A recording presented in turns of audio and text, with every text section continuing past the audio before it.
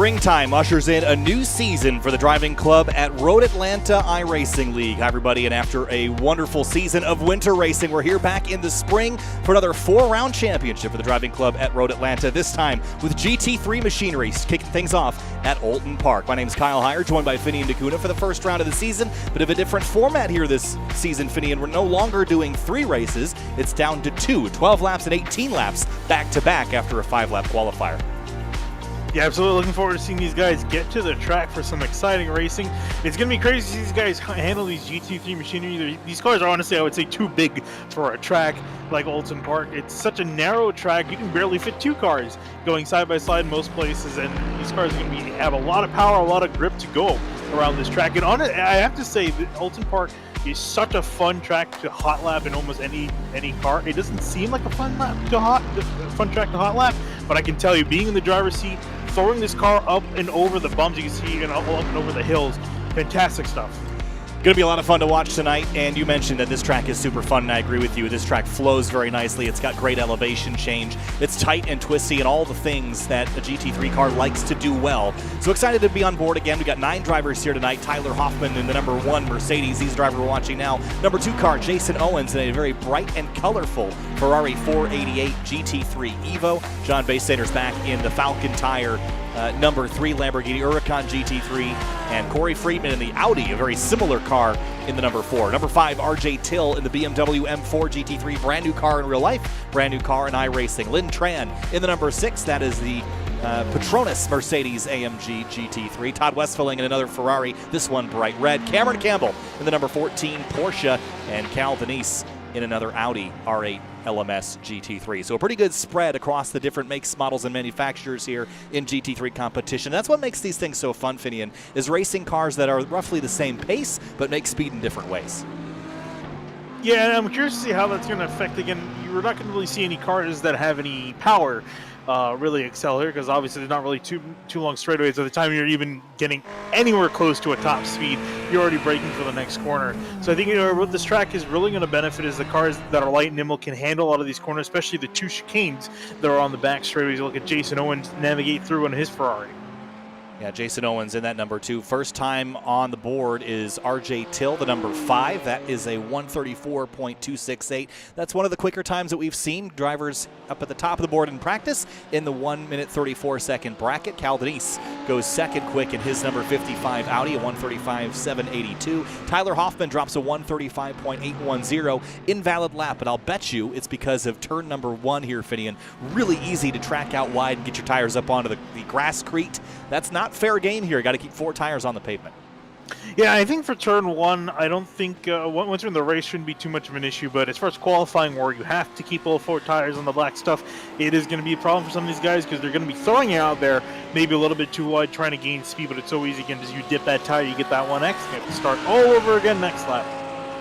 Look at John Basenator, number 3 Falcon Lamborghini. This is one of my favorite cars in the sim. Watch that thing walk and then jump onto the brakes. Such a sleek-looking car, very Batmobile-esque riding on board here as we climb up out of the hairpin and then into the first of the 2 chicanes. This one, the Britain's chicane. Charge it. Watch those tire bundles on entry and exit. Then you're going to head up the back straightaway towards the Hislop chicane. This one a little bit faster, but a little bit deeper as well. A little bit more space between the 2 turns. Here comes Basenator now.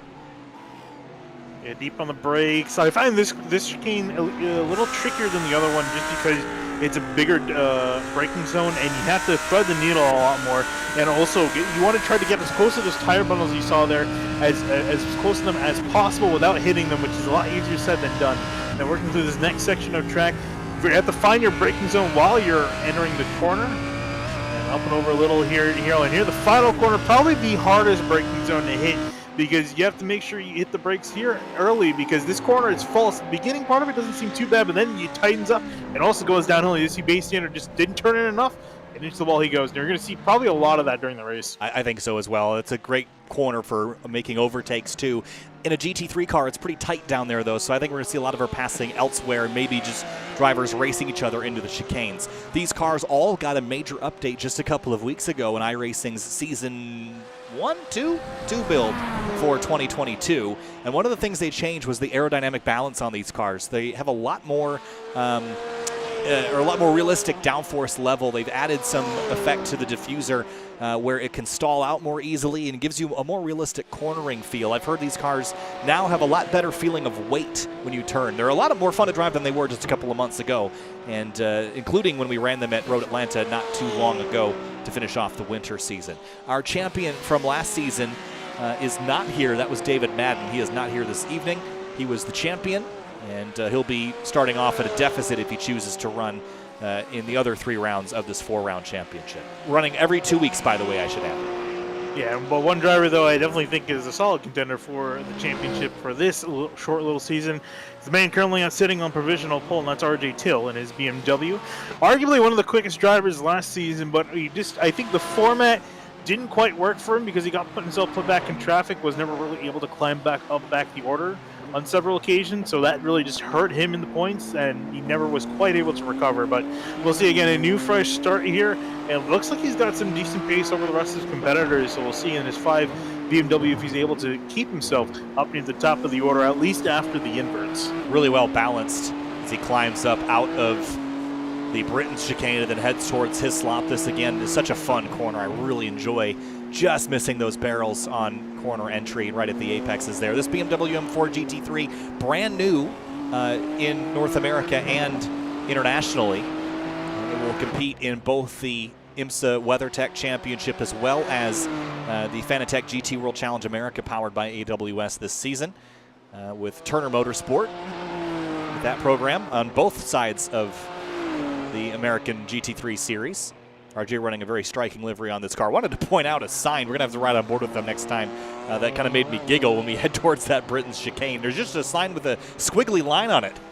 There's a chicane coming. Yeah, I think I didn't know what you're talking about. Right on board again through turn 1. This is a flick corner, and then right here, that's a 1X. That's an off track. This lap will not count.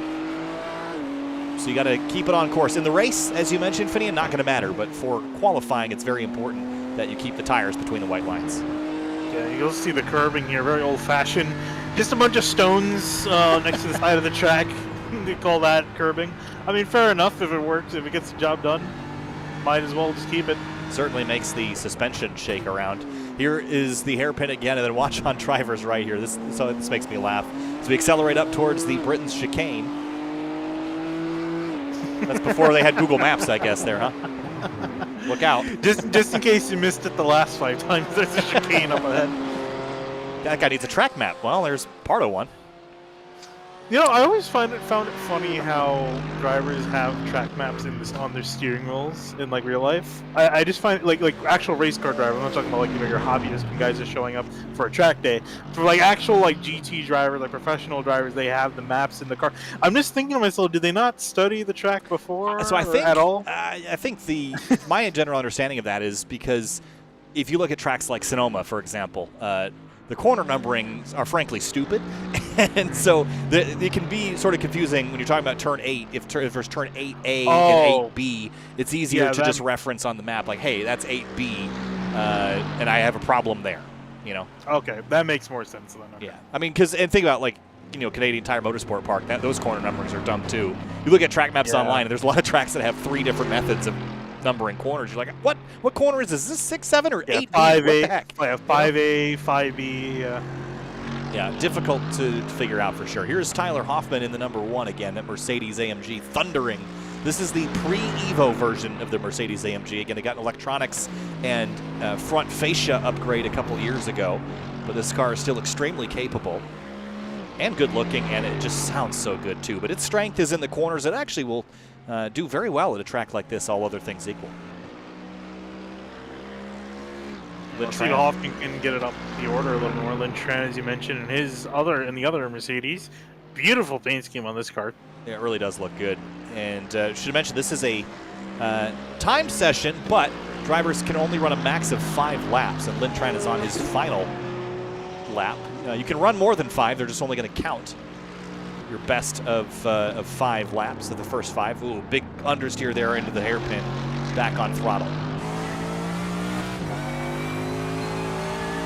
Trying to see if any other drivers are running a lap. Campbell, I just saw him go off the track, so it's not going to count for him. Yeah, Campbell's in that Porsche 911 GT3. Now, this is a really interesting car because this is the only rear-engine car in the group, and that gives it fundamentally different dynamics. What it does do, though, is it really gives a universal sense of grip, especially at low speeds, and it just accelerates out of corners very well, which at a small, tight, and twisty track like this, I would like to have. But it can also come with pretty terminal understeer in some of those longer corners. Thankfully, this track is probably one where I'd expect the Porsche to do pretty well, if I'm honest. A car that I would think wouldn't be great here would be the BMW because it's larger and a little heavier, and its strength is in a straight line. But RJ Till, rather, has it put on provisional pole. Yeah, Todd Hoffman just came across the line, 135.9 for him, so that's not going to be better than his previous time. Looking at Lin Tran, also across the line, 135.4. Not going to be faster and put him further up the order. Todd Westerling we're looking at right now, working his way. Oh, same no. spot again, that penultimate corner. Just striking there. That's a tricky one to get right. We'll go back to Lin Tran. His last lap, almost a match. Tough part is not just the downhill too. It's a little bumpy as well. So if you're turning and you're putting a little bit too much turn on the car, the bumps can upset all the grip. Kind of similar to what we're seeing with Lin Tran, and the car is just going to go flying around. Tyler Hoffman still rolling in his Mercedes. Tracking over to one side of the race course and then onto the brakes again for these chicanes. That's a little late, and boop, knocked the cone out of the way. Let's get the payment for that. Man, Jason Owens has all the colors on his livery. This is the kind of kid that couldn't pick one crayon out of the 64-pack of Crayola. He had to take them all. That, or I bet you that his computer has got like the RGB rainbow way of going across, and he's got like 7 RGB fans. He's got an RGB keyboard. RGB probably got those like those tiles behind his monitor as well, and they're RGB as well. Oh yeah, the what do they call those? The nano leafs. Yes, the nano leaves and like $100 per leaf. I wonder if his it's ridiculous. I wonder if his number board is RGB. It's definitely got G. Lost the remote to that one, I guess. I want to see that now. Just that it's RGB and it's just flashing through colors. I'm sure. So at least in World Challenge, which I know a couple of these cars are based on World Challenge variants. That's what do they call that? They call that the number board. There's a name for it. In Estado Corsa Competizione, they literally have the brand on it. Oh, really? Yeah. Lumarank. It's a Lumarank is what it is. Oh, that's cool. And the World Challenge cars also have them in the windshield, and they show the first 3 letters of the driver's last name. It's pretty cool. Wait, do they only have them on the front windshield, or are they also on the side, too? I think they only have them on the windshield. Because that's right. That's what I figured. I thought they like moved them only to the front windshield. Yeah. Also, what was it going to... Oh, is that in for GT World Challenge America as well, or is that only in the European series? It's World Challenge America as well. They all run the same spec in terms of equipment, so that when they run the international races, like the Indianapolis 8 Hour, they can just bring a car straight from Germany and drop it on the racetrack, and it's good to go. They also use all the international BOP versus IMSA's bespoke BOP. If you're wondering how I know all these things, not just an avid race fan. I do work for them as a public address announcer. I'll be in Sonoma in 2 weeks, if anyone is going to be out there with DJ Clark. Be calling some races there. We got a chance to work together at St. Petersburg a couple of months ago, and that was a lot of fun, but it was only one of the 4 products at World Challenge. They have their GT America series, which is multi-class GT3, GT4. That was all we had to do. Now we got to do it for the other 3, which is GT4, GT World Challenge, which is their single-class sprint series, and then as well as TC America. So lots going on in Sonoma in a couple weeks. So any double dipping between GT America and the World Challenge America series? GT America runs everywhere where GT World Challenge does. Except for GT America goes to Nashville and St. Pete. The others do. Right, so do the GT3 cars, do they like double dip? Most teams, there are teams that double dip. Most of them have a second chassis. Okay. I mean, I figured you want one. Yeah, but there are a couple teams that run, the same chassis in both, and there are a few that will bring, if they crash one car, they'll use the other car as a backup and blah, blah, blah. But, yeah. Okay. Anyway. And then they're the same BOP and everything? Yep. Same exact setup. They're just different classifications, and it's a different race format where GT World Challenge are 90-minute races. GT America is 40-minute sprint single class, or single driver rather, versus the 2-driver lineup. And it's all amateur drivers, all bronze rated, so no pros and no silvers in GT America. Gotcha. RJ Till's getting some practice in, huh? I was saying thanks for that explanation because I never really knew. Never really knew that stuff. Yeah, it's, there's a lot to follow. If you're not in it, it's hard to know it. But RJ Till has been getting some laps in. He's still rolling, still on provisional pole. Todd Westerling has his laps in. He still has one on the table if he wanted it, but he's going to run out of time. Yeah, I was going to say he needed to start the lap because as soon as the timer hits 0, it's actually going to go to 0. And there's a look at the air temp and track temp, 65 and 66. That's cool, and that means that there's going to be a lot of grip on that racetrack, not going to be very slippery out there like it is when it gets really, really hot. So that will be good for these drivers. Again, first race will be 12 laps. That's only going to be 15 minutes or so. 16 or 17 minutes. And then race 2 will be an 18-lap race, which will be about 9 minutes longer. So probably totaling 40 minutes start to finish. So it should be a lot of fun. Again, with the small car counts, you know what that means is that you could be a lot more aggressive and not pay a whole lot in terms of track position. So you can get pretty up on the wheel, and especially these race starts are going to be pretty wild. Be a lot of fun to watch. Make sure you stick around after to get some interviews with the top 3 drivers, and also watch the post-event demo derby, which I'm sure would be a lot of fun in real life if the cars weren't $650,000. We have those anyway, not on purpose usually, but you know. Yeah, and also wanted to check, do you guys still have damage healing on from last season? I'm going to bet. I assume so. Yeah. You know what I'm realizing is that iRacing needs to add more info to the info tab. And the info tab does not have a lot of information.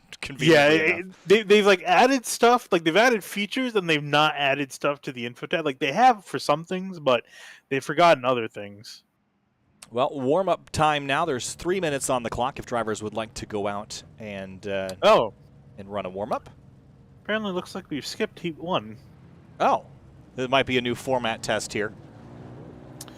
Yeah, Well, there's always unexpected occurrences when you have a new race format. Oh, I know exactly why and what they need to do to fix it. See, they put in qualifying that 44 cars transfer to the future. Oh, I've done that before. Yeah. So what that does is because the system, the iRacing goes, oh, if all 44 people are transferring, why do you need to do a heat? So it just goes straight to skips the heat, goes straight to the feature. So don't think that was planned. Definitely don't think it was planned, but we're going to roll with it, and we'll sort it out later. They might decide to open up another session to run the other race. We'll see, and we'll kind of follow along and see how that happens. But I got nothing to do tonight. I cleared my schedule. What about yours, Finian? No, I'm all good. Nice. I'm all good to go.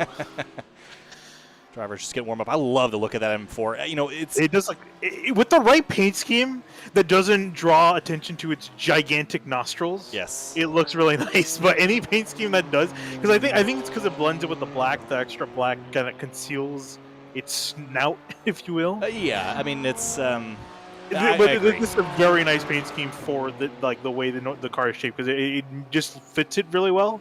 But I feel like I forgot which car is the white one. Is it the 24? The 24 is typically in white, right? I think so. Yep. The 25 is the black one.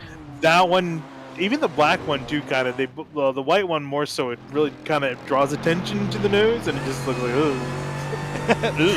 this car has grown on me a little bit, I will say, but I still feel like they should have just made them just a little bit smaller. You know what the funny thing is even in my line of work, and I probably shouldn't say this publicly, but I'm going to, it is pretty much universally joked about as being one of the How can you not, cars. though? I mean, it's the most fundamentally different looking BMW. Yeah. Compared to like every BMW that came before it. It's something. I mean, I was actually watching a video before we go green. I was actually watching a video on why the design it was about the design language of the car, and it was saying because this is the first BMW where they have the kidney beams, which is what, for those of you who don't know, that's what the two grills are in the front are called, the kidney beam. Is that this is the first ever design where the kidney beams stretch below the front crash structure. Like the furthest part of the bumper. Yeah, because like normally it would be up on that top part, like above that yellow line, but they extended it below. Supposedly they said it's due to extra cooling needed for the extra performance they gave this car, as you see to do some arts and crafts.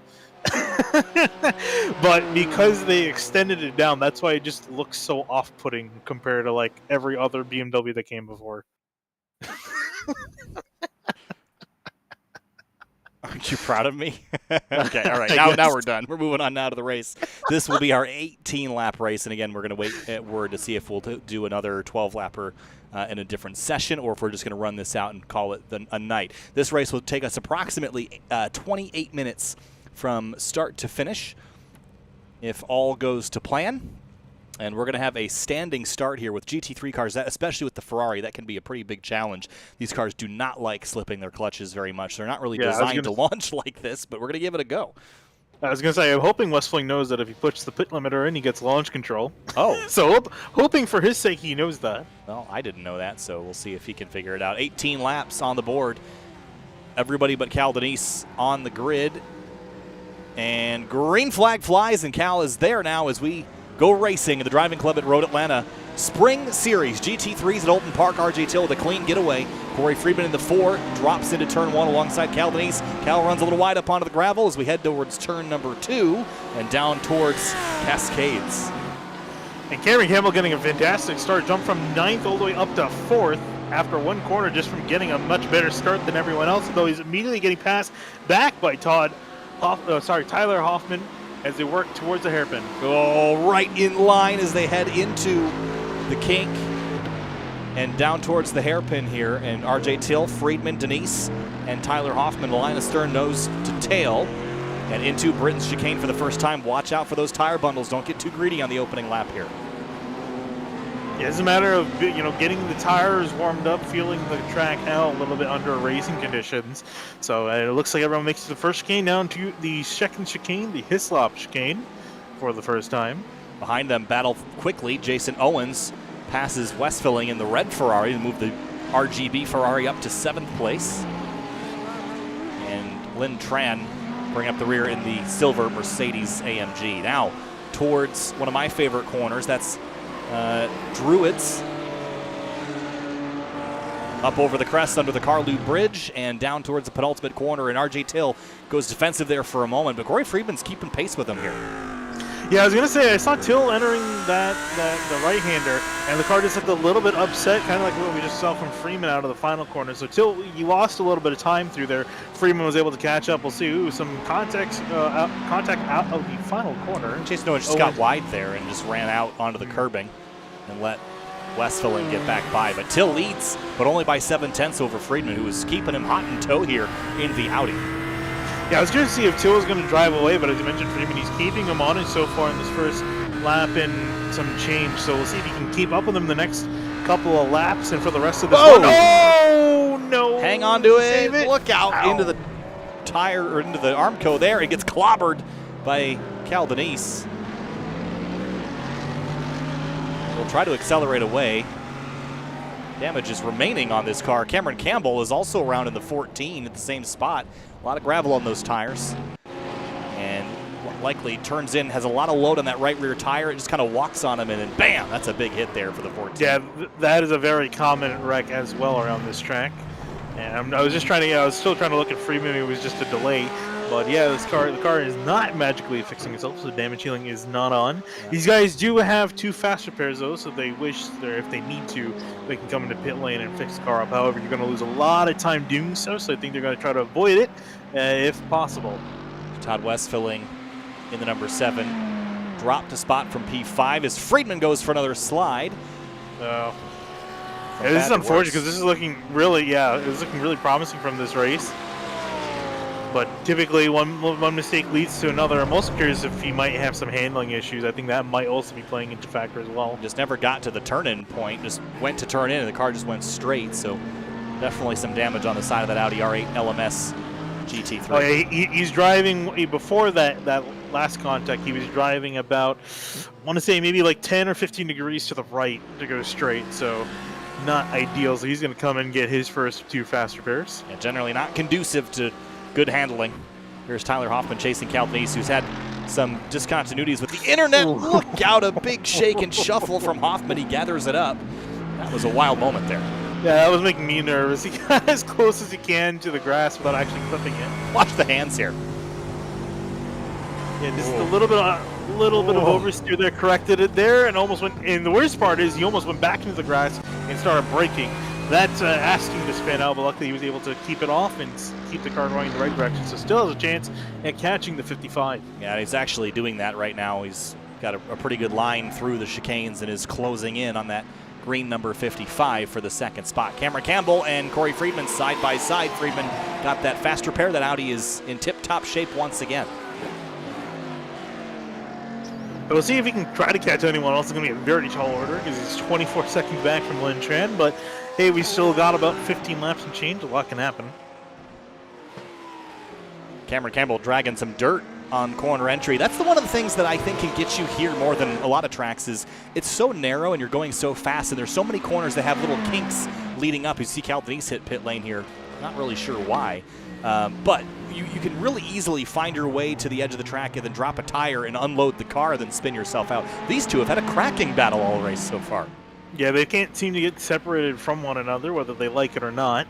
Now they finally do as Owens comes into the pits. I wonder if there was a fueling issue, if they didn't put fuel in after qualifying. Maybe, I don't know, yeah, because I mean, his car, I don't think he's hit anything or anyone. Well, he did have some contact with Westerling out of the final corner, but I mean, it was a little bit of a tap. I've seen significantly worse. Yeah, Cal Denise looks like he's retired from this race, unfortunately. Meanwhile, RJ Till out front. His lead is now 4 seconds over Tyler Hoffman in the Mercedes, but Hoffman is running pretty solid pace here, and I don't think it's out of the question he could run him down. No, yeah, it's looking like he's second and a half up on his personal best lap. So here to see what he can do if he's genuinely has some speed, because otherwise Till pretty much going to run away with this. So we'll see if this Mercedes has anything. He's got to be careful, though, about pushing. What is going on here? Cameron Campbell. That is going to disqualify you. Whoa, got away with it. Ugh. Into the pit box, missed his box and had to reverse on pit lane. I am genuinely surprised I didn't kick him, because I think he was maybe about another half a car length from reversing to being kicked out. I think he could probably disqualify himself, though. I think he's got the power. But Todd Westerling, this red Ferrari, started off a little shaky, but he's now got some sure footing up in fourth. After starting fifth, he dropped back early on. And how about Lin Tran? Started seventh up to fifth. Get another slow start, but the attrition has been catching up with everybody else, and he's climbing his way forward now. Yeah, the Mercedes catching the Ferrari, unlike in real life. Oof. Too soon. Yeah, two Formula One base liveries here.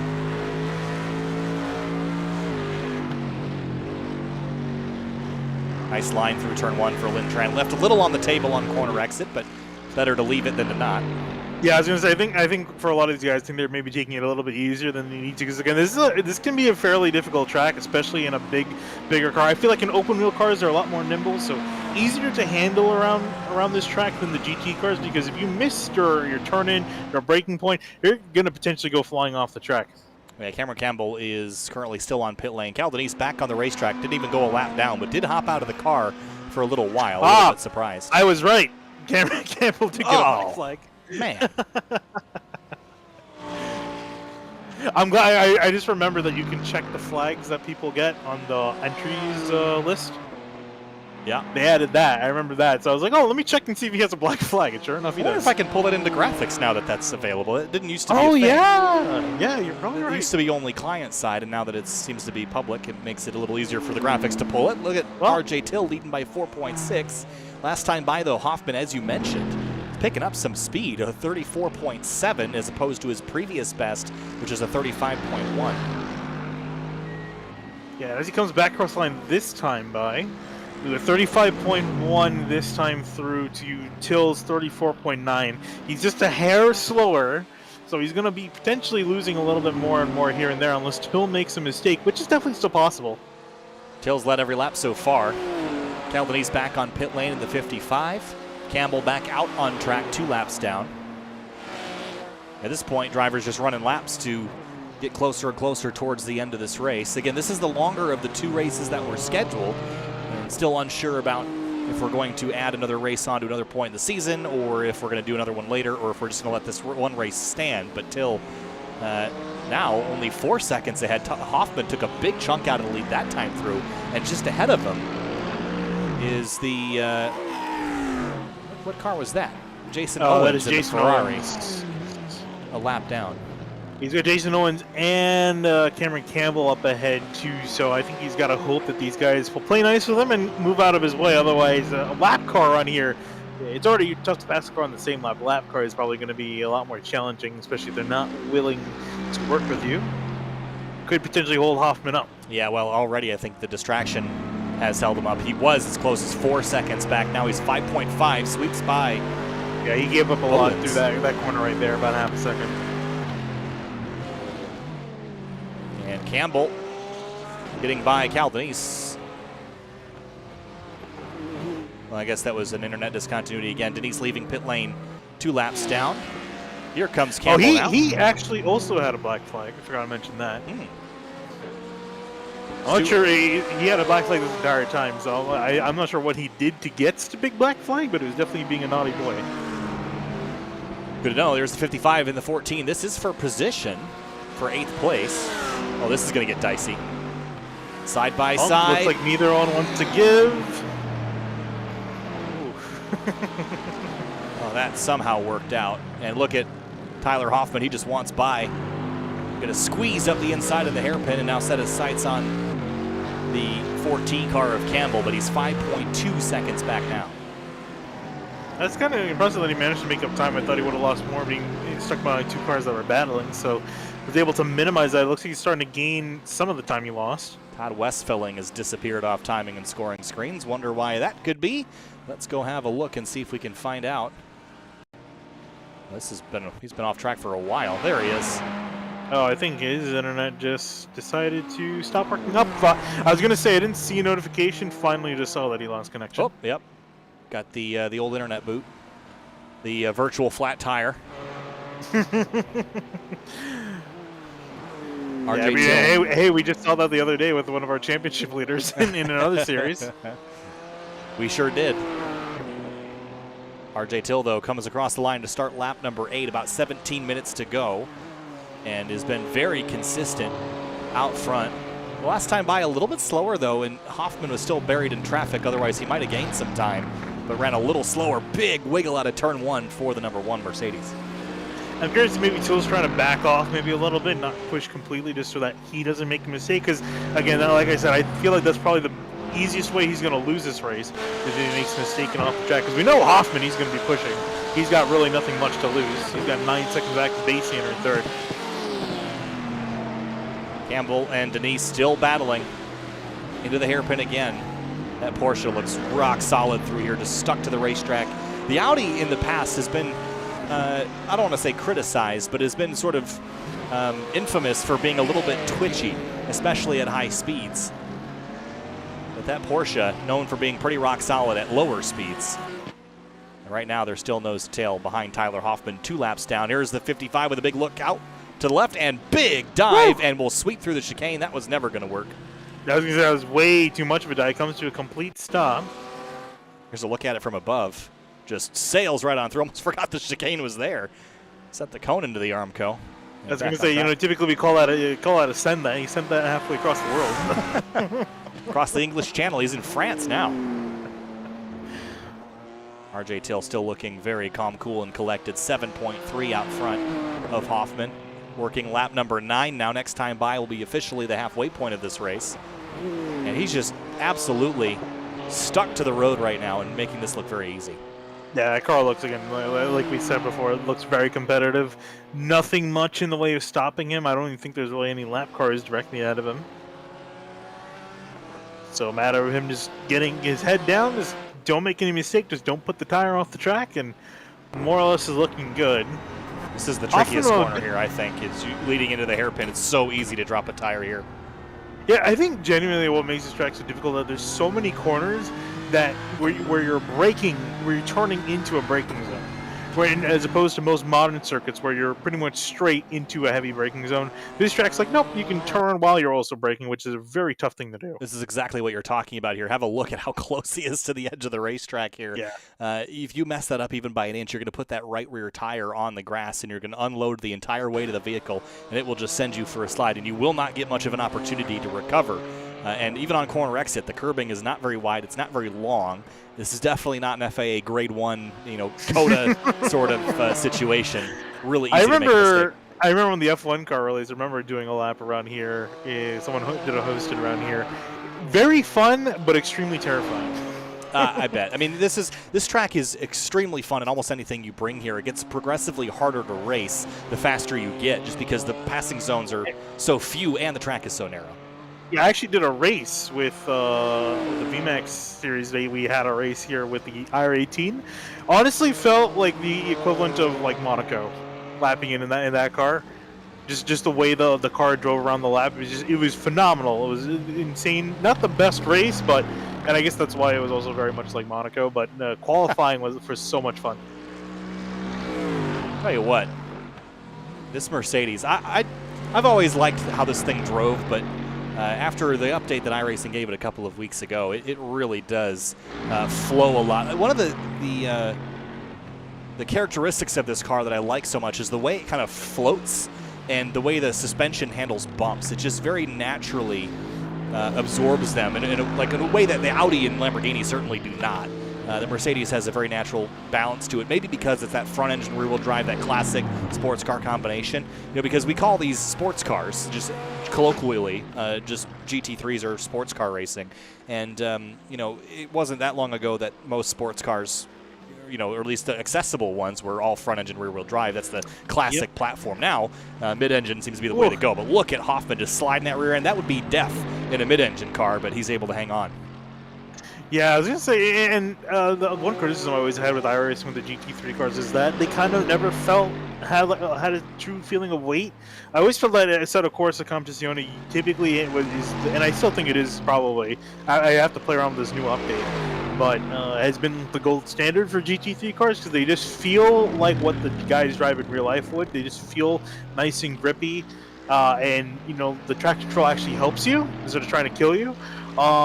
And with the little bit I drove, because I just drove about a lap and a half before we went live for this stream, it does feel like the cars have a lot more grip to work with, and they feel kind of similar to ACC in a way.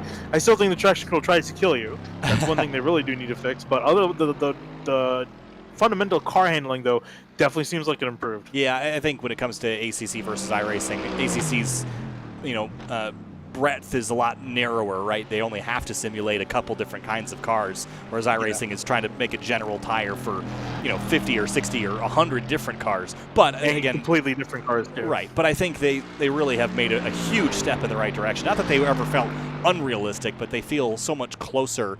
When two sims are making cars that feel very similar, you have to imagine that they're both somewhere close to reality, because it's very difficult to have two completely different code bases, two completely different development strategies, and end up with cars that feel almost identical. That's challenging unless both of you are right.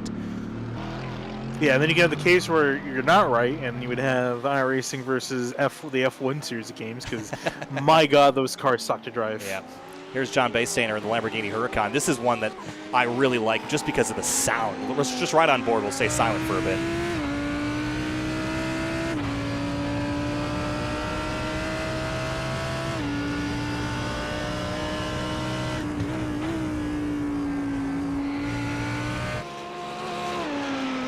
One of the greatest sounding engines in GT3 racing, naturally aspirated V10, and shares an engine platform with the Audi R8 LMS that not Jason Owens, Corey Friedman and Cal Denise were running. Not the same car. The first generation Lamborghini and first generation Audi GT3s were extremely similar, but I've understood since then they're actually pretty different at this point. Oh, okay. Like engine-wise? Just chassis, everything's different. Okay. Because I figured everything else but the engine was... I think the engines are still very similar, and you can tell by the way they sound. But in terms of the chassis dynamics and the way they drive, my understanding is that they're fundamentally not the same car anymore. Okay. I actually thought they started off different in that regards to the chassis. I didn't realize they're that similar. Yeah, the first gens certainly were. They were basically just a body work change. I mean, they're again, even in real life, the underlying chassis are the same. But, right. How they get built up from there is pretty different. I mean, that's true of a lot of GT3 cars, though. I mean, even this M4, or even the Mercedes, for example, doesn't really share anything in common with the street car other than the base chassis. Before, right. I'm not talking about any of the suspension. All that stuff is motorsports bespoke. But you start with something that sort of resembles a Mercedes-AMG chassis, and then you end up with something that looks like a Mercedes-AMG, but how you got there is completely different than the road car. And that's true for the Lamborghini and Audi as well. Yeah, I mean, that makes more or less sense. It's essentially what you're talking about with it being more bespoke, essentially is what you have with GT4. And even there, right. It's still even there, more racetrack. Even I don't think that the Mercedes shares a ton of underpinnings with the road car necessarily. I do know that the bumpers and all the body panels clip right on. I know a guy in Grid Life that is running a Mercedes-AMG in Time Attack, and he's actually buying a used bumper from FCP Euro's IMSA team and going to use the bumper, and it clips right into the factory mounting points and everything. So there you go. That's pretty cool.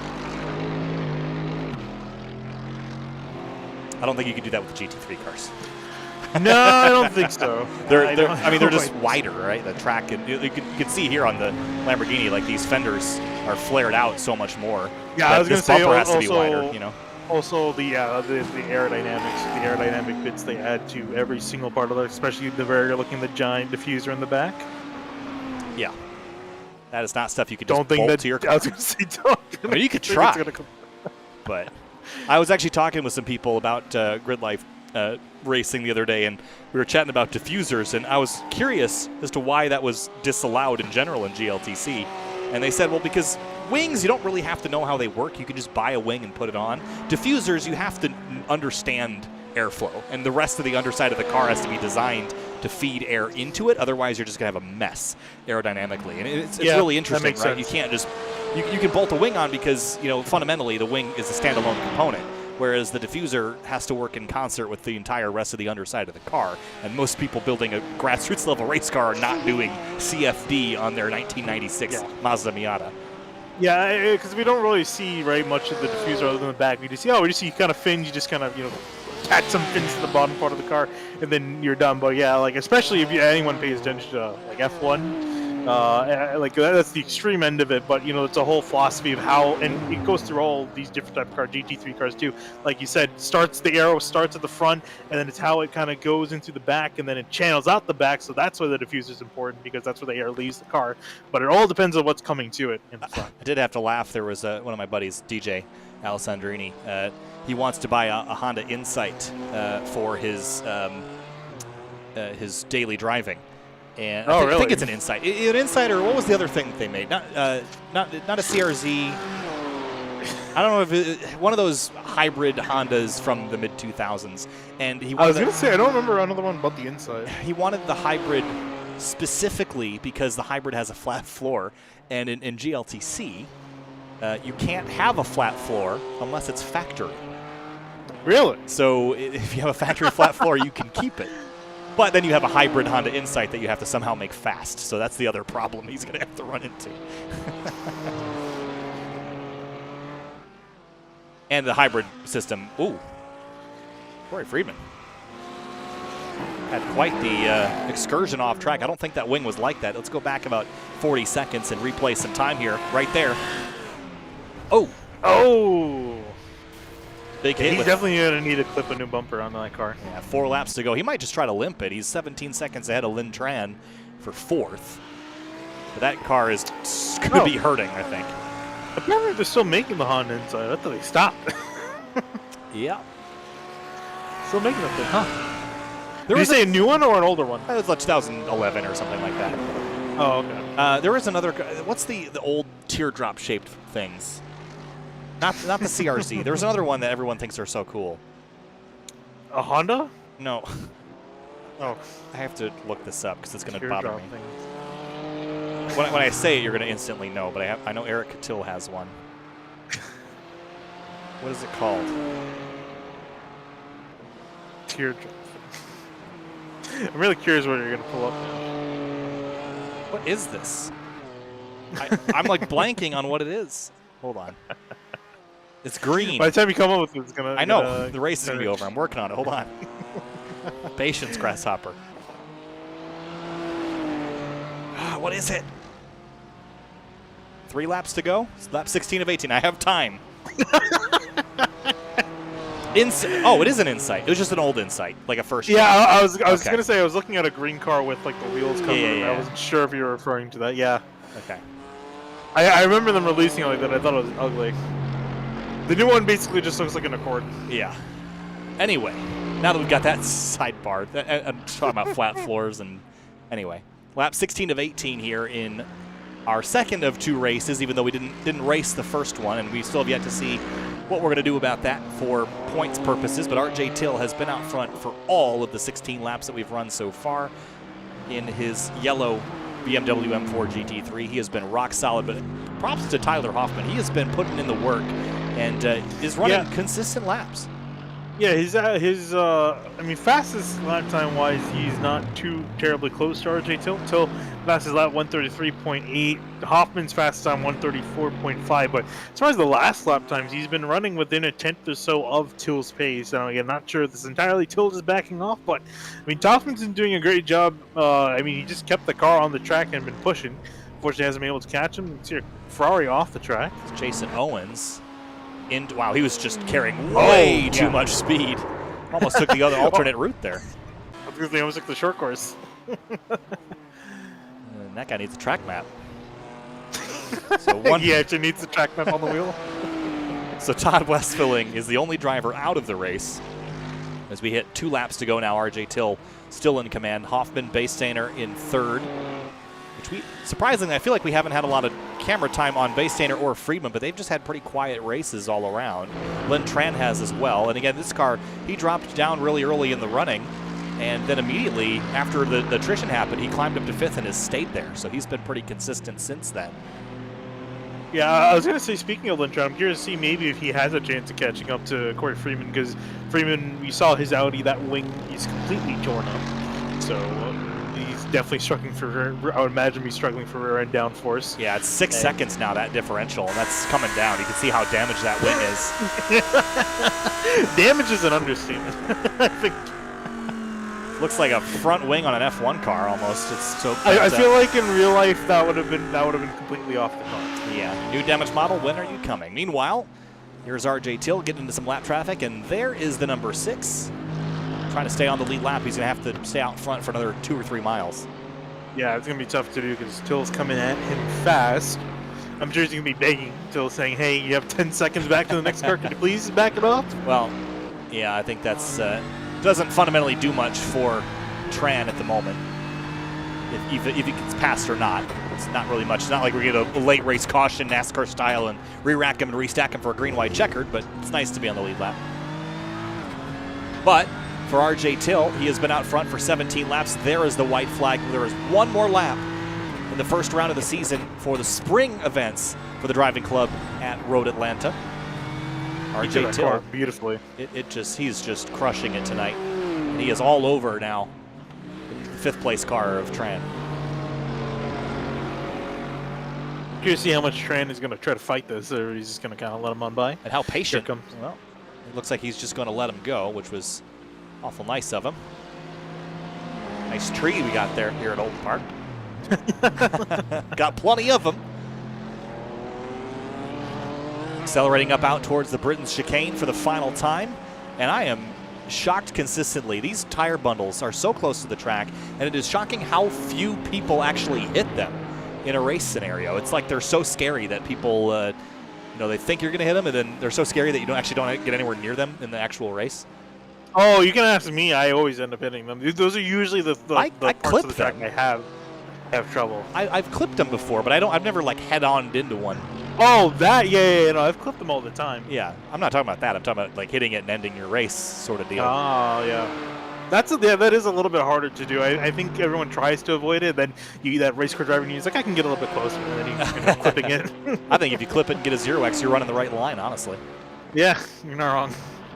for RJ Till. He's been on the right line all night long. 18 laps in the books and 18 laps led for RJ Till. He's going to win the 18-lapper here for the driving club at Road Atlanta. Their first round of the spring season. Till gets it done. Tyler Hoffman in the Mercedes, the black #1. A solid night for him. He started in 4th, climbed to 2nd. He will finish on the podium, and John Baystander, the #3 Falcon Lamborghini Huracan GT3 Evo. If all things go to plan, he will be the last step on the podium here for our first race of 4 this season. First round, I should say. Yeah, and a solid job for him too, as well as Hoffman, as well as Till. No real damage, I think, to his car. I don't think we really see him off the track. So, car is a one piece. That's always a good day. Bring your $650,000 race car in one piece. All right. Well, RJ Till is sitting and waiting very patiently for the festivities to begin post-race. Or will he? Looks like they're pulling off the track now. I was informed there would be a demo derby, and I am not seeing that, and I'm sad. Corey Friedman in the #4. He's trying to limp this car back ahead of Tran. Looks like he doesn't have to worry about Tran. Oh, right, because he's already finished. Yep. Mm-hmm. So he's just trying to bring that car home in somewhat of one piece. Well, it's in one piece. It's just how damaged are those pieces? It's pretty damaged, at least the wing. Well, the Audi screams out of the final corner and comes across the line. That will be a P4 finish for Friedman in the first round of the season. Tran 5th, and Jason Owens, Cameron Campbell, and 55 to Cal Denise. And missile lock on here. Oh, there was a little bit of games happening here, boys. Whoa! Oh. What just? He just exploded. What just happened? He had a little bit of help. Little game cat mouse. Wait, I'm waiting for. Oh boy! Oh boy! John Cena! And up and over. Oh, he's on his roof. That car's got a dent in it. Successful pit. Yeah, pit successful. Oh, there's gravel. Is he just burning the diff out? Oh, he's got the open diff mod here. Look at that. The open diff Ferrari 488. It's like an NA Miata. Unfortunately, it looks like one of his tires wanted to be with the rest of the tires. It's stuck on the wall. Joining his brethren. All right, let's have a look here at the results after that one. 18 laps, and your first winner of the season is RJ Till in the #5. What a race there. He just dominated that one and walked away with a victory. Yeah, unfortunately, there wasn't really too much of a battle. Seemed like there could have definitely been one with Corey Friedman. I wanted to check. I think he also ran one of the quickest laps of the race. Yeah, ran 1:33.6, which is actually faster than RJ Till's fastest lap. So I think had Friedman not made a mistake earlier, and we've seen him make a few mistakes throughout the race, had he not made those, he probably could have ended up catching the 5 and maybe even passing him, but he's probably going to be wondering what could have been. Tyler Hoffman, 2nd place, and John Baystander in that #3. And Corey Friedman, as you mentioned, that faster lap, that is really good, but unfortunately the fastest lap is not what's going to get you the points. It is, of course, going to be the race victory. That average time is what you're shooting for. Lynn Tran in the #6 comes home in 5th, and Jason Owens, Cameron Campbell, Cal Denise, and Todd Westerling. Westerling did not finish this one, unfortunately, in his #7. He'll have to go again in 2 weeks' time. Well, that was an interesting one. I have to give RJ credit, though. He just ran a very consistent race, kept 4 tires on the track at all times, and navigated lap traffic beautifully. And that's not easy to do necessarily. Even with a small field like this, it's tight around here and hard to get things done cleanly. Yeah, absolutely. So credit where credit is due for Till. We'll see if he's able to perform at the next run we head to, or we haven't really heard of any word if we're going to get around at it. I assume that we're going to be done for tonight.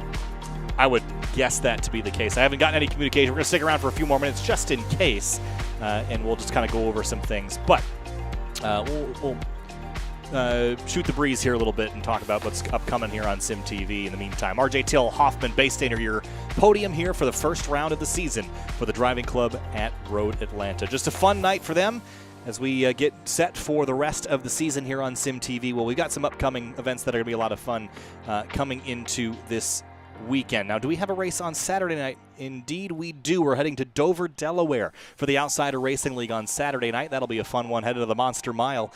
Then the following day, Long Beach for the Indy Elite Series, one of my favorite places to go with Indy cars in Long Beach, California. Then Charlotte Roval next in 2 weeks' time for the Outsider Racing League, followed immediately by the 2022 Indy Elite Series Indianapolis 500 presented by Catalyst 317. Some drivers to talk to. Let's first talk to Baystainer in the number 3 Lamborghini, who came home in 3rd place in his Falcon Lamborghini. John, welcome. That was a fun race, and you came home with a car in one piece without any scratches or damage on it. That means that you had a nice, clean race, but we're kind of on your own for a little bit. Take us through your night. Yeah, we all agreed because I had 0 incident points that I deserved the real victory. Right. RJ was willing to give it up, and Tyler was racing with no sound, so that helped him out with his ping.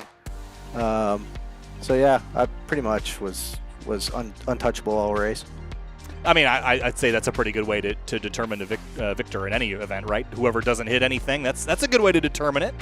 Yeah, the speed doesn't matter as long as you don't hit anything. Right, that's precisely. No, I enjoyed that. It looked like a lot of fun, and we were talking about the changes to the GT3 cars here at iRacing in recent months, and it was only a couple months ago, I think, a couple weeks ago actually, in March, that they updated these cars. How fundamentally different does it feel to you after racing these a couple months ago? I think they changed a lot on the as far as like the tire model. The front end of the car is a lot more pronounced. I feel like things respond a lot better. Especially some of the newer GT3 cars. I think they're just easier to drive. Yeah, I agree with that. I think their grip level is a lot better than it used to be, and we actually had a pretty lengthy discussion during the broadcast about that. But it looked like a lot of fun. Great looking car, by the way, that Falcon Lamborghini, and I'm glad you had some fun tonight and got that moral victory of not hitting anything or running off tracks. That's awesome. Awesome, I appreciate it. Thanks, guys. Yep, thank you. Got a full house now. We're going to talk to, how about Ling Tran? We'll bring him in the number 6 Mercedes. Comes home in 5th. Just went a lap down right at the end there, Ling, but you were chasing down Corey Friedman. With a few more laps, you might have been able to catch him with his damaged wing. Take us through your night in that chase to move from 7th up to 5th. Yeah, it was this was different. I hadn't driven this track before, and was trying to learn the track, and suffered a couple of drive-through penalties. Apparently, we're getting points taken away this time, but so I think me and Corey were both trying to figure out how not to get penalized to come back. I think both of us had to do a couple drive-throughs, but yeah, it was good track, good flowing track. I liked it. It looked like it was a lot of fun for sure. And that Mercedes AMG, that was a car that a lot of people didn't choose on purpose previously, but with the changes and adjustments, how much different does it feel than it did a couple months ago? Well, I just came back home and forgot about the race, and so I loaded it up, and that was the first car I clicked. It feels like it oversteers a lot. I'm not sure if that's the track or this course, or maybe the traction control is a little wonky. So hopefully we can kind of work on that a little bit to kind of adjust that. Always learning and adjusting. Ling Tran, 5th place tonight in the number 6 Mercedes. Thanks for chatting, and we'll see you next time. All right, thank you. All right, we'll move on to who else we got here. We've got RJ Till, we got Jason Owens, and Corey Friedman. Let's talk to Corey. He was in 4th place tonight in the number 4 Audi R8 LMS, and some damage there towards the end. Corey nursing a damaged rear wing home, but you finished in the top 5. Take us through your night in that fight to hang on to 4th. Yeah, well, it's definitely a little bit different. The last series we did, they didn't have the the incident penalties where you had to do your drive-throughs and the damage wasn't turned on, so it's a different mindset. But it took a little bit of getting used to, and I didn't realize how few incident points ended up requiring it. You have to do a drive-through. So the car was really fast, and I felt good, but it was just I was so dirty with the driving. I just had no chance at really competing for anything more than I did, unfortunately. This track is extremely narrow, and this is a fast car to have around here. At times it can feel pretty constricting, but the times where you were in traffic, how much of that was a factor versus still getting to grips with the GT3 cars around a track as small as this? It definitely is challenging, because all the tight chicanes and things. These cars have so much grip though, so it kind of gives you a little bit of leeway. The traffic was good. I mean, everybody I think was trying to stay clean with each other. I mean, I know my thing was mostly self-inflicted, so it wasn't due to anybody else's fault except for my own. But I mean, it's still a lot of fun. I mean, it's a great series, and it's a good group of friends that we're racing with here. So kind of almost no matter where you finish, it's always a good time.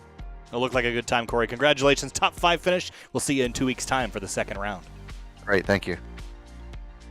Talk to Jason Owens now, who drove the number 2 Ferrari tonight. We were joking about your car earlier, Jason, the RGB all over it. We were joking about your PC must be lit up like a Christmas tree if it looks anything like your race car. 6th place tonight in the Ferrari. Take us through your night in that Ferrari Evo GT3. Well, I do have a new computer. It is pretty lit up, so that's fine.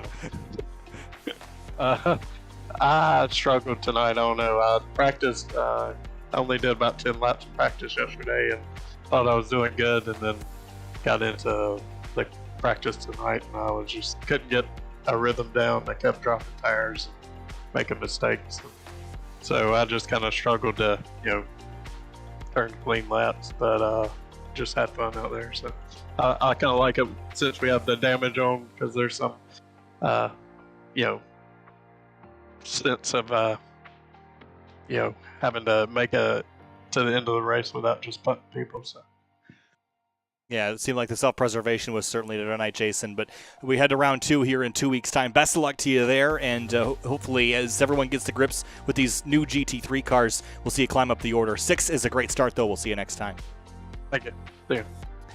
Talk to RJ Till now, who led every single lap and brought his Bmw M4 Gt3 home in victory lane. 18 laps, you led 18, RJ. Take us through your night. Looked like you were pretty comfortable up front.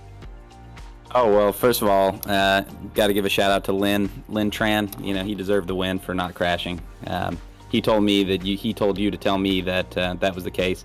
And then also Tyler Hoffman did the whole thing with no sound. So I think those were 2 great accomplishments. But yeah, it's fun. It's fun running in this league and hanging out with these guys at Road Atlanta. And yeah, it was good. So Lynn told you to tell me that he won the race, but then John said that he won the race because he didn't crash into anything. Who actually won the race?